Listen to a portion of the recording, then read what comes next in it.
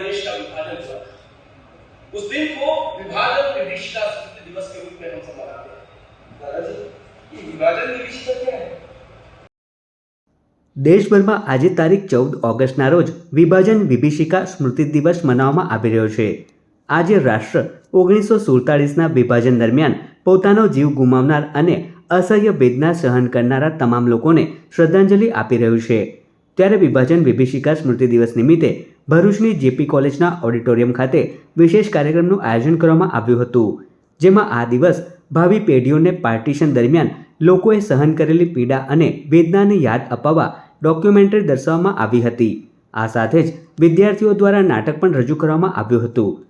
આ પ્રસંગે ભરૂચ જિલ્લા કલેક્ટર ડોક્ટર નવનાથ ગવ્હાણે, ભરૂચ જિલ્લા વિકાસ અધિકારી યોગેશ કાપસે, પ્રાંત અધિકારી મનીષા મનાણી, ભરૂચ જિલ્લા પોલીસ વડા અક્ષયરાજ મકવાણા, ભરૂચ જિલ્લા ભાજપ પ્રમુખ પ્રકાશ મોદી, રમતગમત અધિકારી રાજનસિંહ ગોહિલ, જેપી કોલેજના આચાર્ય, પ્રાધ્યાપકો સહિત મોટી સંખ્યામાં વિદ્યાર્થીઓએ ઉપસ્થિત રહી 1947ના વિભાજન દરમિયાન જીવ ગુમાવનારા લોકોને શ્રદ્ધાંજલિ અર્પણ કરી હતી। આંદોલનની શરૂઆત થઈ અને એ વખતે મોહમ્મદ કરીમ છાગલા એ વખતની અદાલતના ન્યાયાધીશ હતા અને એમને મહાત્મા ગાંધીને પત્ર લખ્યો હતો કે આ ખિલાફત આંદોલનને કોંગ્રેસે ટેકો આપવાની આવશ્યકતા નથી, કારણ કે આ આંદોલનમાં ટેકો આપશું તો દેશ બાહ્ય નિષ્ઠા ઊભી થશે।